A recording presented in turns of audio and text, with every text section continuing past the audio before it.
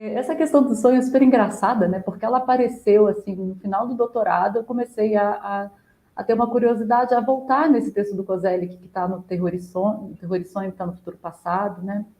E aquilo, pensei, nossa, esse texto teve tão pouca repercussão, né, entre os trabalhos do Kozelik, que ele faz ali no diálogo com a Charlotte Berard, né, que faz um grande espécie de cartografia onírica, né, com aquilo que os alemães que estavam na contramão do regime nazista sonharam. Né, e o Kozelik fica muito impressionado com aqueles textos onde ele percebe que ali tem uma espécie de diagnóstico do futuro, tem um futuro latente nos sonhos, né? Então, aqueles sonhos pré-33, né, ou até 33, já estavam trazendo imagens, né, daquilo que ia se desvelar na fase do terror.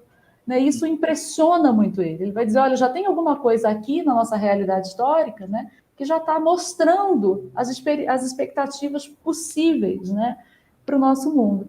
E aí foi quando eu voltei a me interessar por esse debate e pesquisar isso e descobrir toda essa reflexão do Kozelik relacionada à questão da ficção, né? Ele vai dizer que os sonhos não é uma ficção convencional, não é um espaço da mentira, né? É o espaço onde um absurdo se apresenta, onde a nossa realidade se apresenta tal como ela é, né? Desordenada das suas narrativas. E aí, curiosamente, foi exatamente quando o Siddhartha Ribeiro lança o Oráculo da Noite, né? Que é um sucesso, e dizendo uma coisa muito parecida com o que o Kozelik está dizendo, claro que do campo da neurociência e a relação que ele faz lá com a psicanálise, mas também com a filosofia, né? Onde ele diz, olha, os sonhos não são, né? O nosso inconsciente ele não é só memória, né? Ele é elaboração, junção de memória, então ele é projeção de futuro, né? De futuro possível. E, coincidentemente, a gente tem aí também toda uma explosão, graças a Deus, né, finalmente, do que a gente já pode falar de um cânone, né, das nossas literaturas dos povos ameríndios, né? Então, do Davi Copenau, do Ailton Krenak, né, onde sonhar é a base, né, onde sonhar é o começo desse mundo, né, é o começo, literalmente, né, uma espécie de origem possível. E aí eu falei, bom, será que eu vou ter que escolher, né? Eu pensava, você falou um pouco dessa hierarquia, eu vou ter que escolher falar do Kozelik ou dos autores ameríndios? Não, eu vou, por quê? Né? Por que essa escolha, né? Por que essa segregação, se eu entendo ali que todo mundo tem o que dizer, né? Se a gente pode pensar muito a nossa realidade histórica a partir, de alguma maneira, de todos eles, né? Com especificidades, né? Com muitas especificidades, com muitas diferenças, né? É claro que o problema do Kozelik do sonho é um, para o Copenau é outro, para o Krenak é outro também, né? Para o Siddhartha Ribeiro, mas por que não, né? Juntar isso, e claro, a psicanálise e tudo mais. Então, eu profanei um pouco, né, essa estrutura disciplinar que coloca as coisas dentro de uma caixa, né?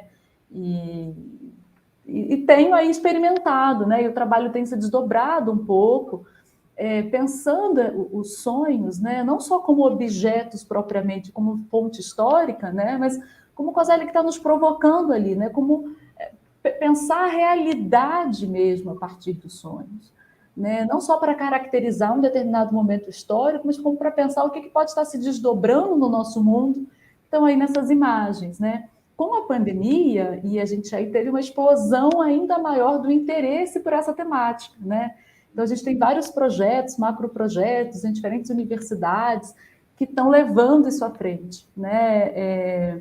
E aí, claro, né, com as suas especificidades, às vezes mais psicanálise, né? Às vezes menos, enfim.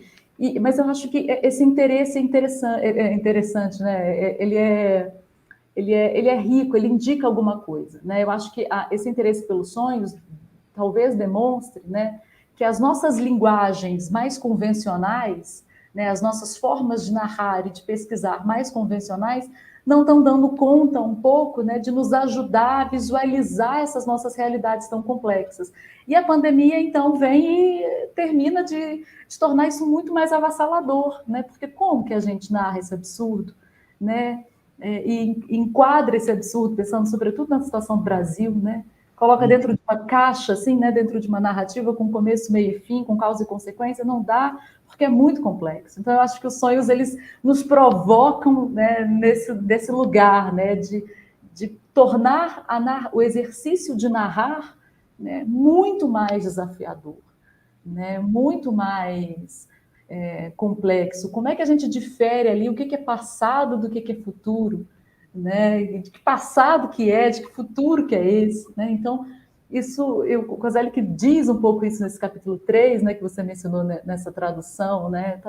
Essa ficção, ela e o real se unem de uma tal forma, né, que é muito difícil precisar esses limites, né? E isso é bom, né? Assim, isso é bom num certo sentido, né? É bom que essa realidade não seja linear, né? Porque ela não é linear, né? Ela não tem esse passado e esse futuro assim tão claro, né? Sim. Eles estão aqui nos disputando também, né? Não sei se eu respondo assim um pouco da sua questão.